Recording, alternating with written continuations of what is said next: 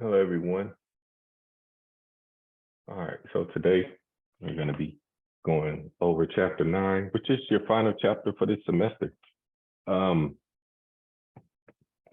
yeah, so this brings us to an end. Man, everything, it just went by so fast. You only have 2 more weeks, really, truly, in this semester. Next week, um, you will finish up your homework for chapter 9. Week after that, you have your presentations for your project, your group project. And then you have your final after that. So you have 3 more weeks for the semester. There will be no more lectures from me. Please reach out if you have any questions on your project. Just in regards to things you may be missing, just to make sure you have all your ducks in a row. Also, there's a meeting tomorrow. Just going to be going over the lab, the viscosity lab, which I've extended, and then the volume lab. I'll be going over that one as well at 8:30. I've already sent out a Zoom link for that meeting. So please join, all of you that may be able to. I am going to record it so that you will have it. And whether no one shows up, I'll still be going over those 2 labs. So, all right, let's jump into it. So chapter 9 is really picking up from chapter 7. It's showing constants with dimensionless numbers, but constants with units. But truly what it is just really going back over dimensions. Let me do this.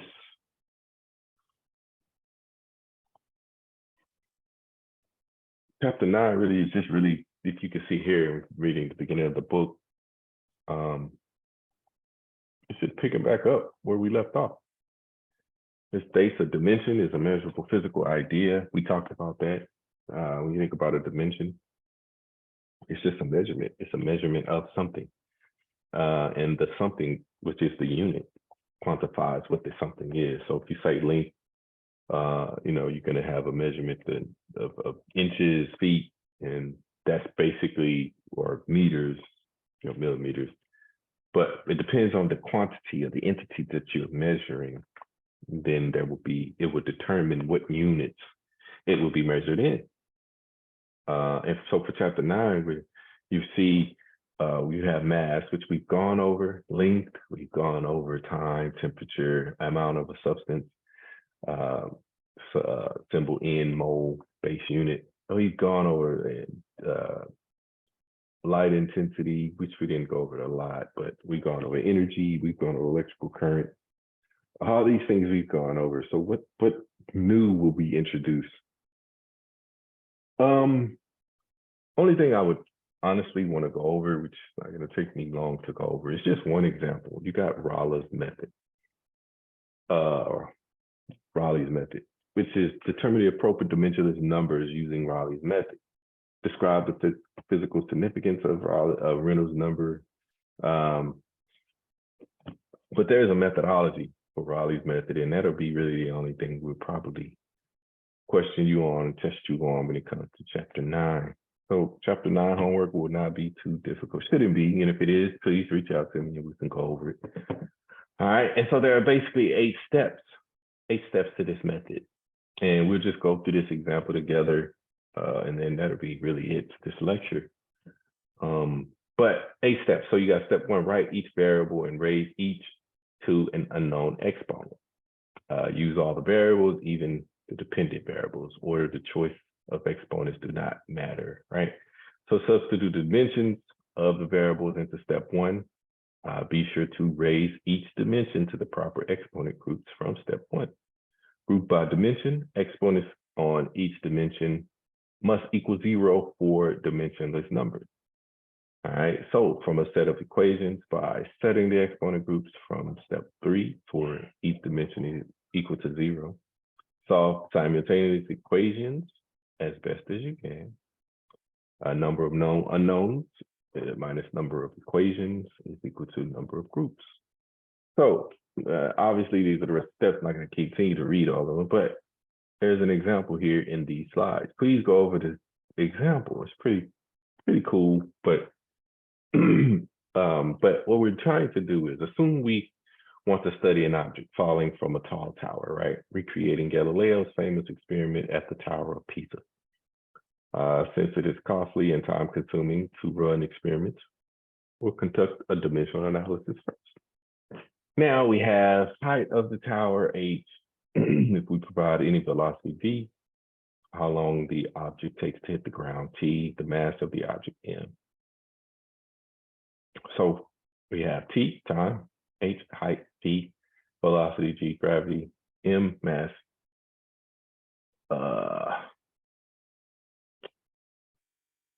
Missing anything? Nope. All right. Now, what we're going to do, substitute dimension. This is step 2 in Raleigh's method. Substitute dimensions. So for the dimensions, we're going to raise them to the exponents, right? Raise variables to exponents. A, t to the a, b, h to the b, c, d, and e. We're just using variables, just randomly selecting these variables. All right, so we substitute dimensions. So we know t to the a, t is time, and it's equal to time to the a. Height, right? And the dimension is length raised to the b. All right, so we got velocity, which would be length divided by time. So we have length to the c, t to the minus c, right? Which it basically inverts your, because velocity is distance over time. So you have your length times your time to the negative c, which raising something to the negative automatically denotes it's inverted. All right. Now you have gravity. Gravity, it would be length to the d times time to the negative 2d, which indicates what? It indicates it is a squared velocity. I'm sorry, it is a squared measurement of time, but it's negative, so which indicates it is inverted.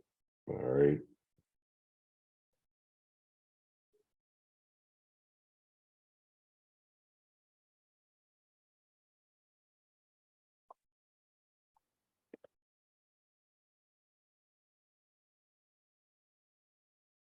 All right, sorry for that.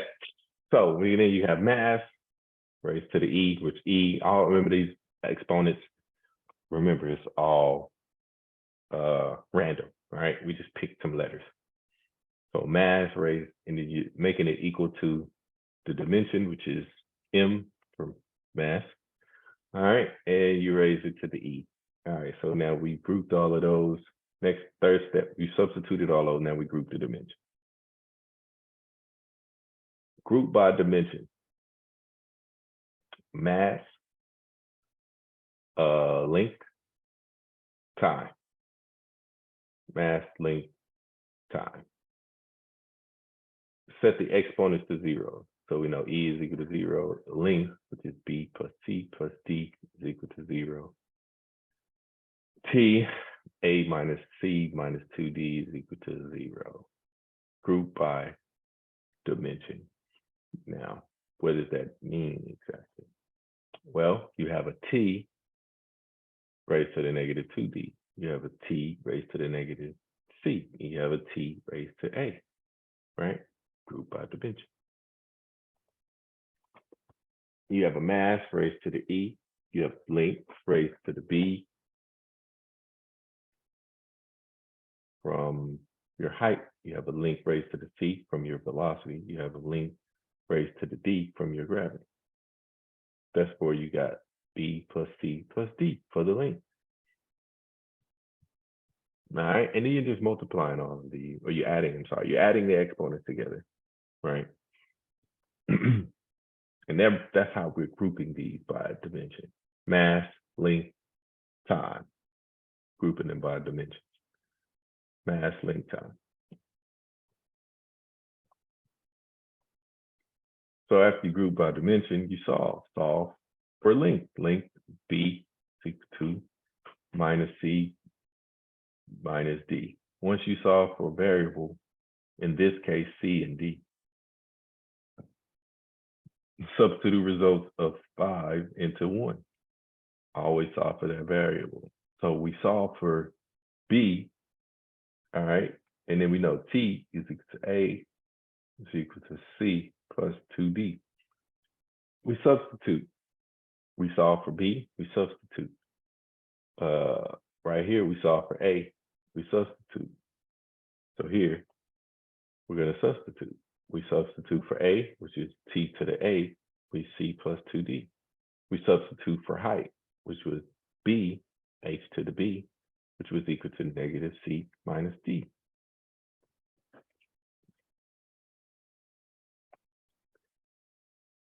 And then you have V and GD, right? This is V, C, and G to the D, which is velocity and gravity, number of exponents, number of groups to form.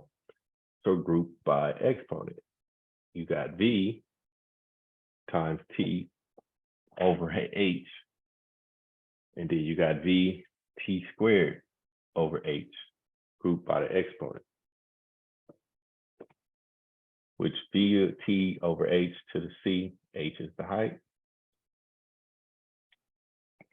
T squared over H, time squared over H. H is the height, gravity, raised to the D. Now we check. So VT over H is equal to LT over L over T, T times T over L. So is this correct? Is VT over H equal to LT over T over L? Is this equal, which is VT over H, which is length, time, length.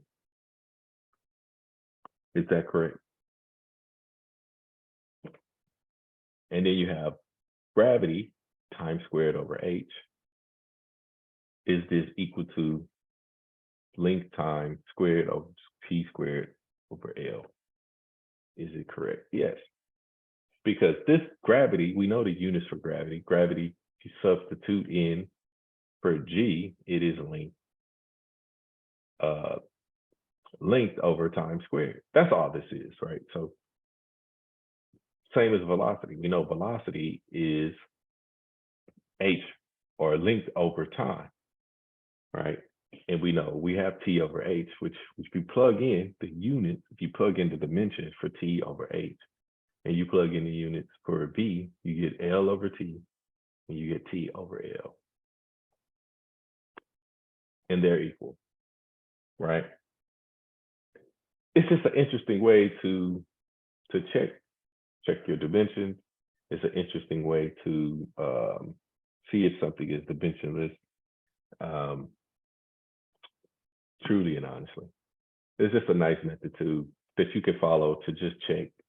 And also too, when you are solving problems, remembering that to check your units, right? Because if I give you knowns that may have one particular unit, but then for the solution, I may want it in a different set of units. All right. And so you have to, it's a way to keep in mind what my units are each step of the way. All right. To keep in mind where I need to go, and can I go from meters to feet, right? So if I'm in meters and my solution needs to be in feet, then I can't just write it as feet when I solve for it in meters. Should be self-explanatory, but it's not always the case. All right, it's not always the case. So here's example 2. I suggest working through example 2, repeating those steps, and all you're doing is just checking. You're just checking for what are the units coming out to be? Will they be correct at the end? And so just a good way to do that. All right. And really that's all I have for this particular chapter. Hope you all had a great semester, and I wish you the best from this point forward. Thank you again for listening.